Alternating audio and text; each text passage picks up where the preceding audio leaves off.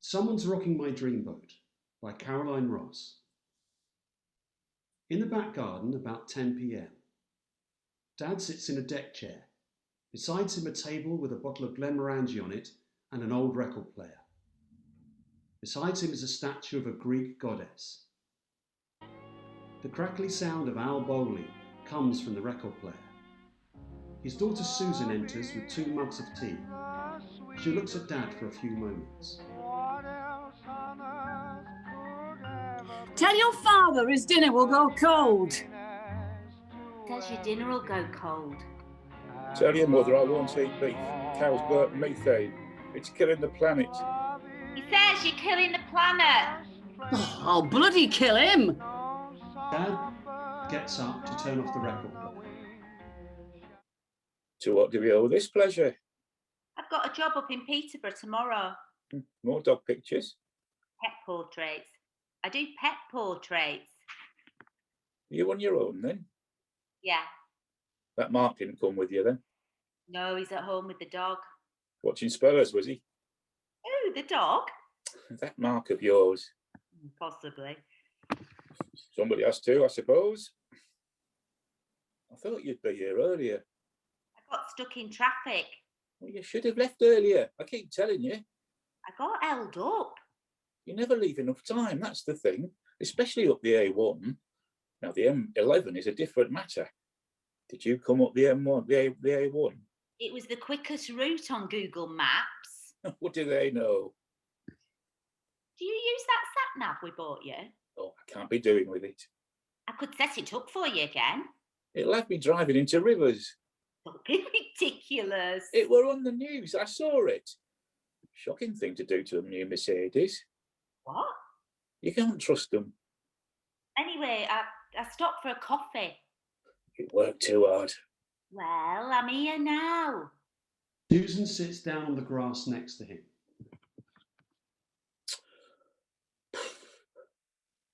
Any news? No, not really. No? The usual. What? Well, we went for dinner with Mary and Robert last Saturday. How is she? Much better. The baby looks fine now. Lucky. Yeah, the dog was really good with the children. You have to be careful. No, it's not a problem. He's very good. Did you speak to the council about the complaint? You know, about the barking? Yeah, they said it was just one neighbour who complained, but they'd send a letter anyway. She told the council that she spoke to us, but she hadn't. Well, not unless you count yelling down the street like a fishwife. It goes right through you, though, the barking. He's just a puppy. Drives me mad. I had to see Wally and Beryl off, you know. Who? Next doors. Oh, the Westies. Eating my oysters, doing their business all over the lawn. So I booted them off and they've not been back. Poor old things. Put the fear of God into them until they learn what's what. Oh, no. It's all reward-based training these days, Dad. Socialisation. If your dog happens to be really dysfunctional, then it must be your fault. So Mark and I go down the scout hut with Big Dave once a week, religiously. Has he tried to get himself a job, your Mark? He's been doing some consulting part-time. Oh, consulting. Is that what they call it? Well, it's for a start-up. It's a great concept. I think they found a real gap in the market. Impressive people. Are they paying him? He's doing it pro bono. That would be no, then. It's not fair on you. I wouldn't employ him. I happen to be very happy. It's your life. Yeah, it is. What's all this then? What's all what? You, sitting here with Chrissy every night. Athena? That's my life. Ah. The goddess Athena, Chrissy. Mum got her from a garden centre ages ago. You don't even like her. She'll do. Tell me, Dad. I'm waiting to greet them. Aliens. So your mother's been talking then? She's worried sick. I worked it all out. Have you now? I'm going to be cultural ambassador for the whole planet. All this rapping, graffiti, films where all they do is shout and blow stuff up. It's all YouTube, the Facebook and Spotify. We have to show them the best that humanity can offer. So, the goddess Athena, a single malt, and the incomparable voice of Mr. Al Bowley. What more could any being want? No books? Well, you don't know if they can read English. Sight, taste, and sound, a universal language. Okay. What about smell? You could have perfume or incense. Go on. Well? Lavender. And? I don't know. Grass. Fresh mown grass. Oh, yeah. What if they're hostile? Oh, they won't be. A few bars as someone's rocking my dreamboat and you'll be swapping Christmas cards. The ink spots, someone's rocking my dreamboat. The ink spots, not Al Bowley. I could have sworn that were Al Bowley.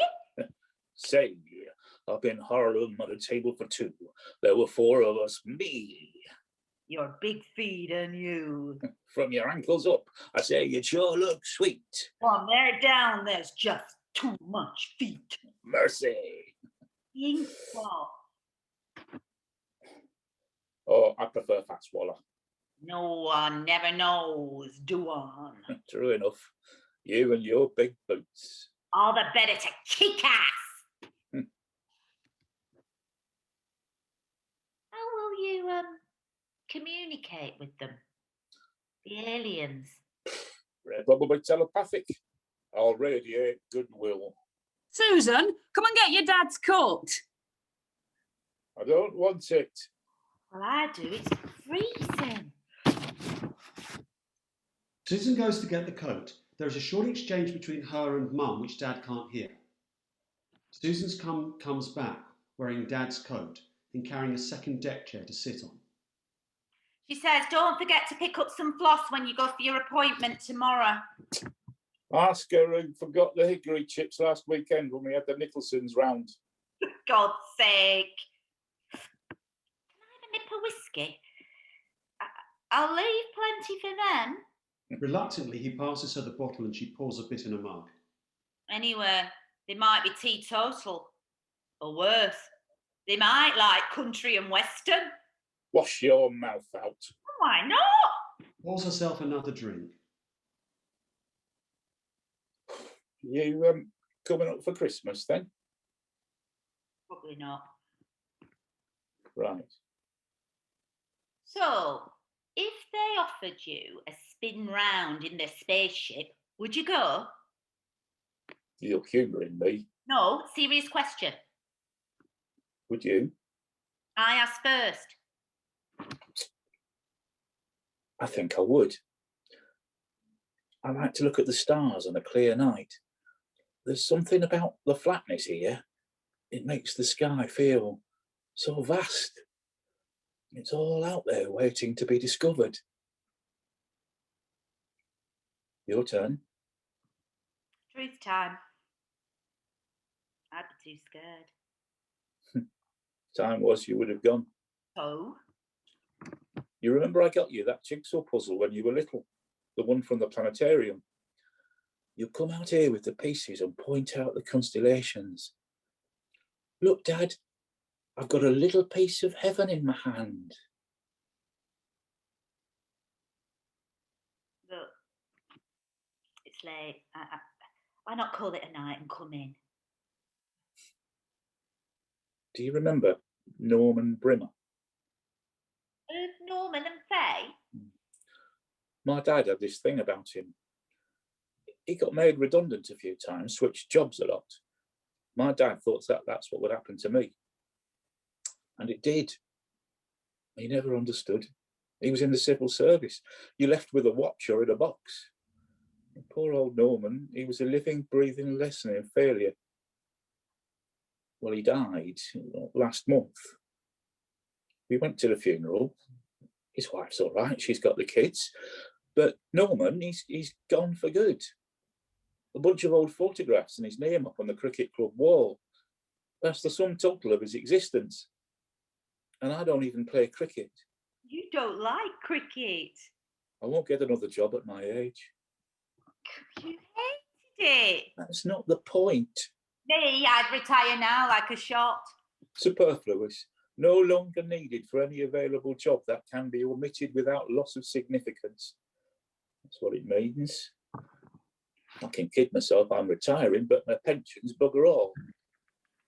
I'm officially on the scrappy. Dad. It's true. Susan, it's late. Are you coming in or not? In a minute. I'm going to bed. Door slams. What about Mum? Oh, she's all right. No, she's not. Why don't you two talk? That's all she ever does. It never stops. Yabbity, yabbity, yab. It's like breathing for her. I can go out of the room, still she carries on, only twice as loud. Lonely, Dad. It wouldn't hurt you just to listen to her for once in a while. Do you listen to her? It was better when I was working.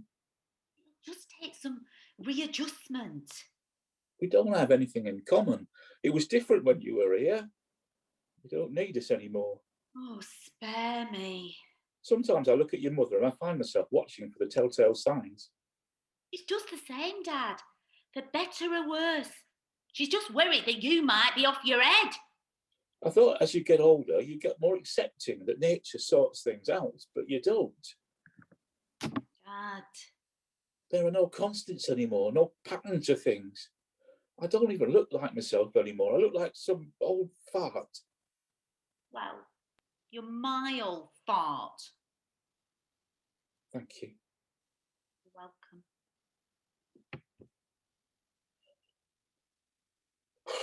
You don't want to listen to me going on. Dad gets up and puts the record back on. Al Bowley this time, My Melancholy Baby. Thank you, Morgan. Go right ahead. He'd been playing at the Rex Cinema, I Wickham, Al Bowley. Bit of a come down. His voice was going and he was on the slide. They offered to put him up for the night, but he insisted on taking the last train home. He died in the Blitz in 1941. Why did you really come? What? Come to me, my melancholy baby. Something's up. I've got doubtful cells. What? It's very nearly, but not quite, cancer. How long have you known? What does the doctor say? Well, it's all a bit vague. I'm in a sort of odd limbo position. I don't think there are any established protocols for what you do when you have very nearly but not quite cancer. The current plan is just to wait and see. No, are you in pain? Oh. I'll go get a proper chair. You can't sit in that thing all scrunched up. Fine. How did you find out? I just went for a routine checkup. You're not supposed to actually find anything. Do you have to go back? In 3 months' time.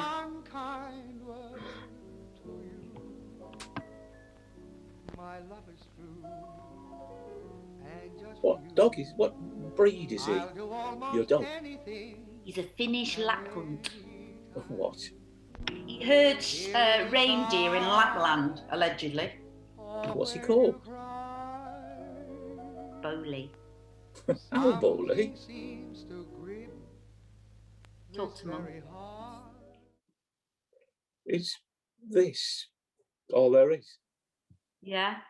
You, me, the goddess Athena, Mum, Glenn Morangi, and the incomparable sound of voice of Mr. Al Bowley. What more could any being want? Shall we go in? No, not just yet. She gets up to change records and picks one up. Someone's rocking my dreamboat. Yes, it is the Ink Spots. God, you used to sing this to me when you put me to bed. He puts the record on and pours them both another drink. Voodoo child. What? They ought to hear Hendrix. The aliens. Oh, too loud. Jimmy Jufrey, the train and the river. Good idea. And if they turn out to be hostile, soothing Pasquale and with Nelly. Great title. It lacks the assurance of Monk's Dream, in my opinion. Passion Flower? Oh, goes without saying. Wallace Barrel Drill and his Elysian Dance Band. You made that up! Scout's honour to Wallace. To Wallace. Cuban Love Song. By Mr. Ivan Keith and Miss Val Guest. Mr. Val Guest, with or without the ukulele accompaniment? With. Definitely with. He holds his arms out for a dance, and they dance together as the last bars of Someone's Rocking My Dreamboat play out.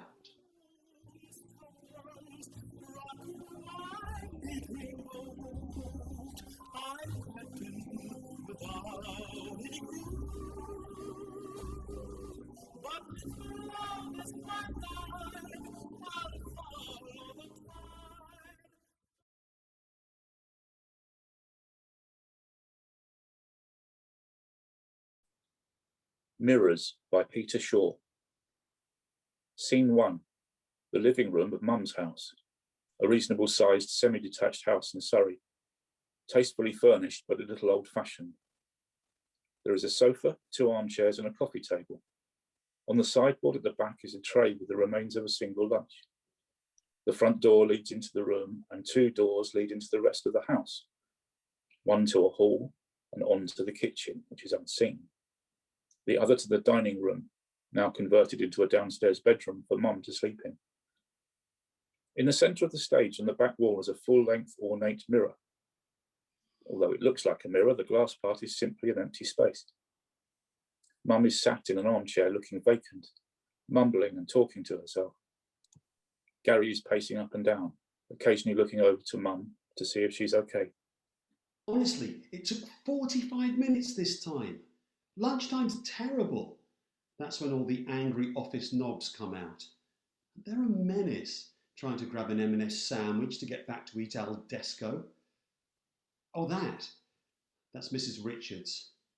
Yeah, I know I shouldn't be phoning when I'm visiting, but I've cleaned her and given her lunch. She's having a bad day. Doesn't even know I'm here. During the next speech, Carol arrives through the front door carrying shopping, unseen and unheard by Gary. So, have you got me another one lined up? Where? Addleston? Where's that? Beyond Chertsey? Is there a Beyond Chertsey? Gary, I think Mother would prefer it if you made personal calls in your own time. Yeah, sorry, got to go. Bye. Sorry, it wasn't a personal call. It was a work call. Sorry. Mother only gets 45 minutes from you at lunchtime. Make your calls, work social or otherwise, when you're not with my mother, please. Sorry, Carol. Hello, Mum. Hello, Mum. It's Carol. Carol. It's your daughter, Carol. Yeah, she's not having a good day. Has she eaten? Eventually, left half the pie. Well, she wouldn't have had a whole one anyway, even before. It's Carol, Mum. Your daughter, Carol. It's me, Carol, Mum. Mum, Carol, your daughter, Carol. Did you enjoy your pie? Did you eat a pie, Mum? It's Carol. Sit here. She's washed now. Did you want me to clear the food up or...? You're supposed to clean up, aren't you? Yes, but it's... You can make up the time for that phone call. It's me, Mum. Carol. Your daughter, Carol. Carol? Did you have a nice pie, Mum? You've eaten a pie. Half a pie. Yes. Is it lunchtime? No, you've had a pie. You've eaten half a pie today. What is it? Did you enjoy the pie? Am I expecting you? It's Carol, your daughter, Carol. There's a fork in the end room. I left a man standing there and he asked me all about it. When the gardener comes, he'll do it up. Well, but no crawlies. I finished up here now. Has she been like this all morning? I've only been here since 12. There's something I must tell you. About Mum? No, about me. It's a struggle to get over here. I come over from Weybridge before Mrs. Richards, sorry, before your mum. Sorry, what are you saying? We only get paid for time with the clients. Are you asking for a raise? We agreed a fixed rate for 12 months. Sit down, Mum. No, it's the travel. Coming over here at lunchtime sometimes takes 3/4 of an hour. I can't keep up with all this travel between clients. Then there's the petrol prices skyrocketing. You can't do this. I squared it with the agency. I found a nice lady. Her name's Christine. She's lovely. She's really lovely. But Mum chose you when she was better. She's quite particular. She won't allow strange people in the house. Carol, there's no kind way of saying this, but your mum isn't getting any better. You know she's getting worse. I mean, if she doesn't recognise you... Mum! Look at me. You know who I am. Who am I? They told me that the clock would be fixed. There's 2 men at the post office and I've never seen the like of them. Well, you haven't seen them, have you? I can't help forever. Roses are stretched. She's not always as bad as this. No, but her bad days are getting worse and her good days... Well, there's not so many good days now.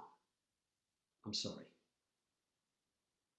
I've already squared it with Christine. She's coming tomorrow. You'll like her. Everyone likes her. Or should I talk to the doctor again? Maybe they can up her medicine. You can try. You should try. You should definitely try. Mum phoned me up last Thursday and we had a chat. Not for long, but I thought maybe she was improving.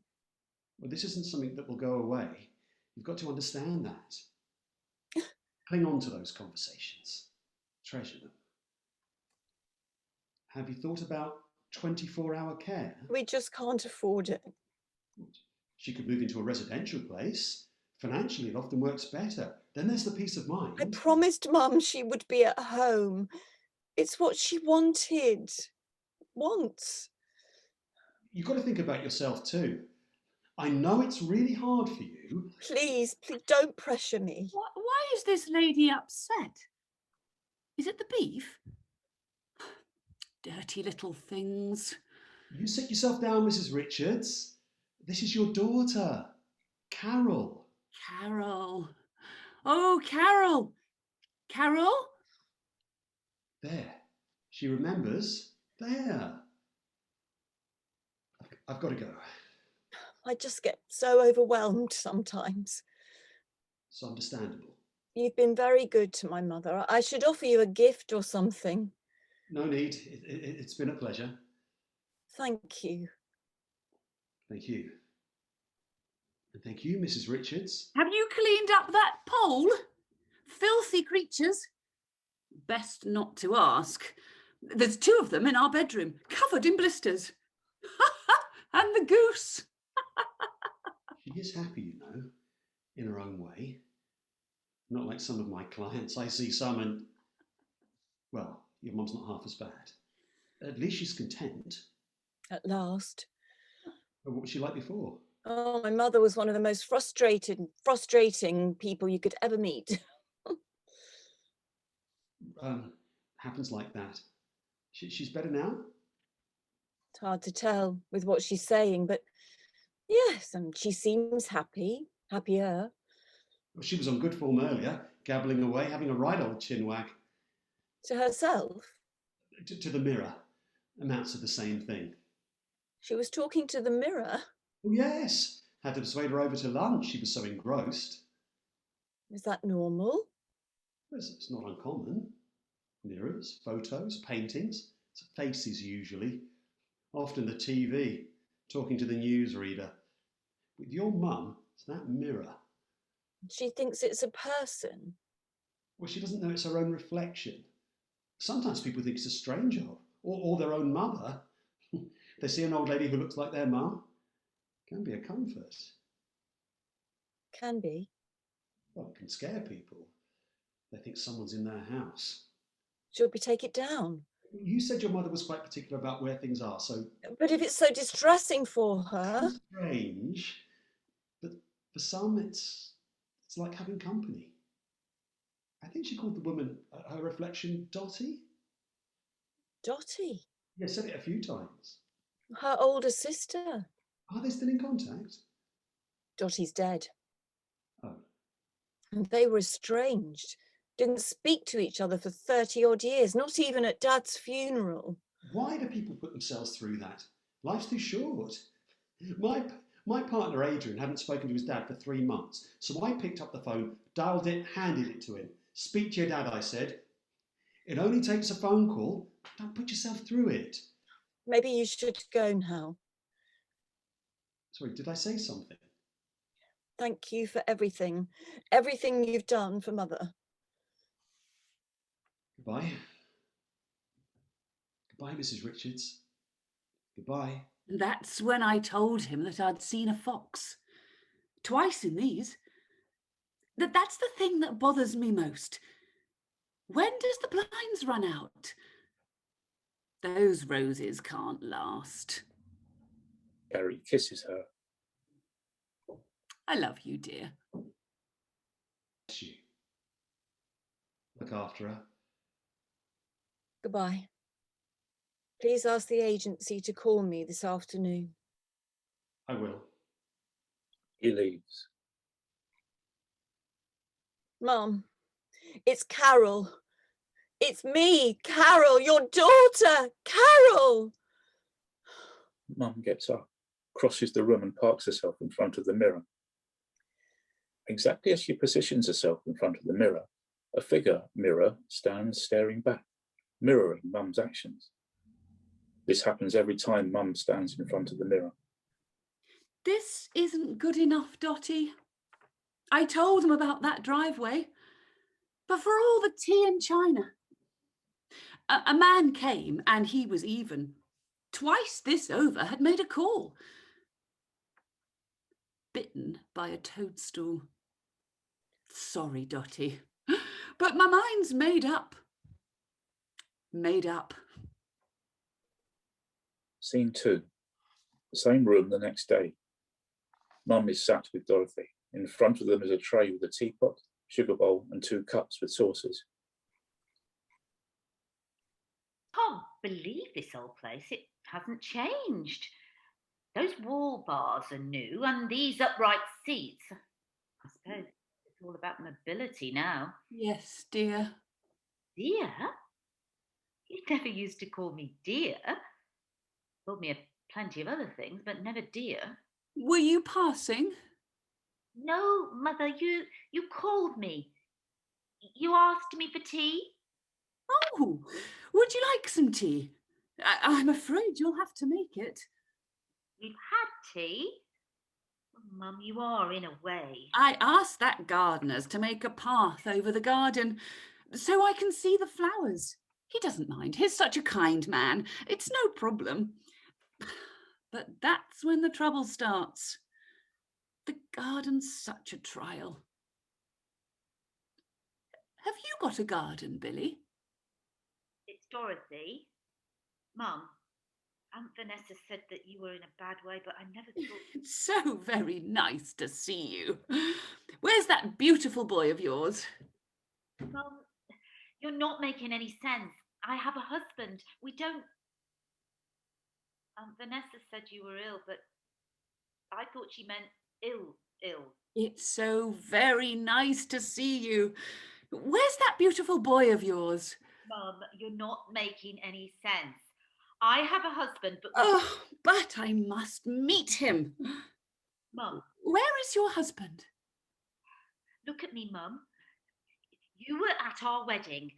Our wedding. You and Dad and Gerald. And Carol? Yes, Carol. She has such a beautiful boy. His name's Nathaniel. That's your dog. Mum, this is ridiculous. No, she did have a boy, not a dog. I had a dog, but she had this little boy. Nicholas. Ah, was that it? Yes, Did you say he was called? Nicholas. Yes. He came over here yesterday, or I can't always. He lives in Canada. I thought he lived in Canada. That's what Aunt Vanessa said in one of her letters. Vanessa? Your sister? Oh, no, that's Carol. Carol is my sister. Are you Dorothy? Yes, we've done this. I thought you were. Well, you look older. Well, it's been 22 years. 2 years? 22 years? That's how long it's been. Since what? Since we last... I haven't seen you for 22 years. Oh, have you been out? That's why I was so shocked that you phoned me. Did you phone me? You phoned me. When? This morning. You invited me for tea. I invited Carol. Shall we have some tea? We've had tea. Oh, well, you'll have to make it yourself. Look, here. This is the tea that we have had. Oh, I should like to rest now. Is there anything that you'd like to say to me? Have you anything to say to me? Oh, there's always things to do in the garden. Well, that gardener always said so, and you should trust them. They know their gardens. But it's the expense. £2.80 every hour, and that's all hours of the night and day. I mean, it all adds up. But this new one is very good, my dear. Gerald and I were both very angry after that day, and Carol didn't help. You were away for such a long time. Mum, yes, we were. After the first year, well, you just stop, don't you? You don't even think. Yes, dear. I was expecting an apology from you or me. I love you, dear. Mum, Have you had some tea? Mum, what did you say? Because if you do, you'll have to fetch it yourself. Mum, you said something. Do you remember what you said? What's that, dear? I need you to remember what you said. Is this carpet new? The room hasn't changed. I remember it being red, burgundy. That was the carpet in Granny's house in Surbiton. Surbiton. Now that's a nice place. I met a gentleman there once, a shop fitter.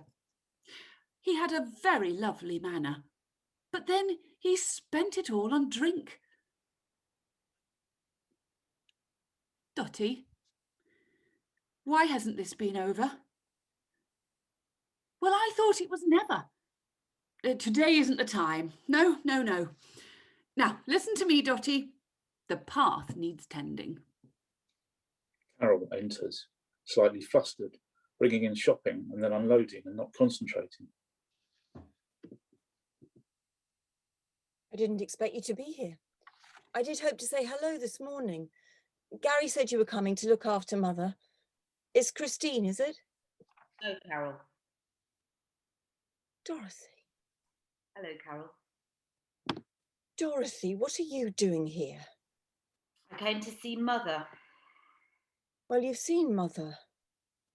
Take whatever you want and leave. What, do you think that I... You've obviously come here for something. Mother asked me. She's not capable. This morning, about 11, I received a phone call. It's Mum. She has no reason to phone you.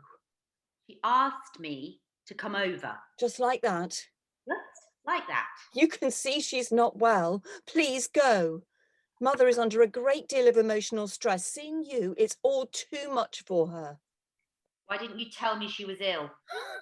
You haven't told me anything for 20 years. Could have told me she was ill. You didn't care when she was well. I thought that Vanessa was still in contact with you. Don't you exchange letters? Vanessa mentioned something, but I had absolutely no idea Mother was like... Well, Vanessa's been ill herself. I didn't want to distress her.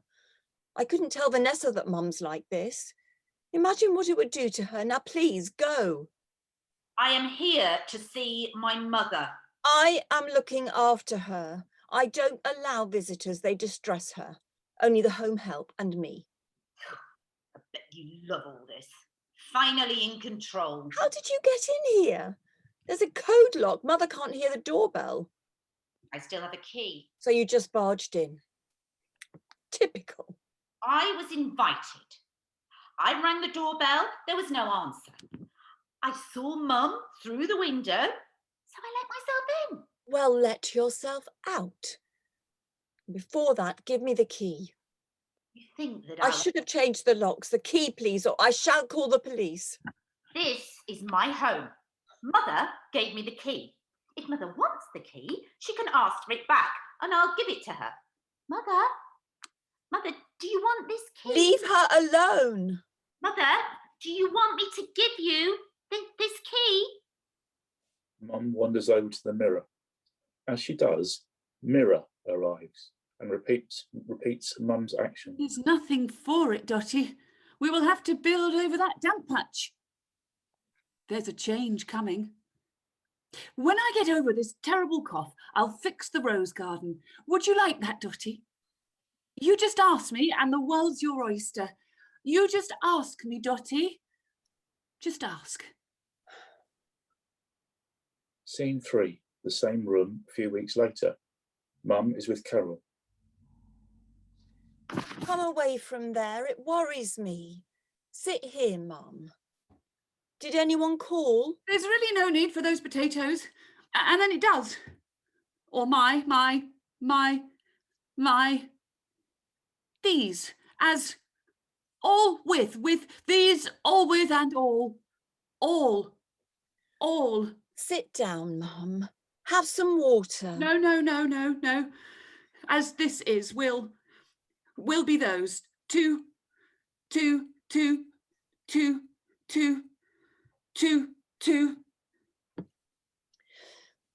Is that Mr. Thompson?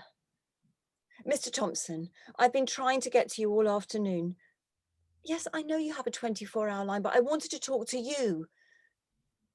Do you realise my mother was not visited this lunchtime? I thought you'd take an interest in your clients.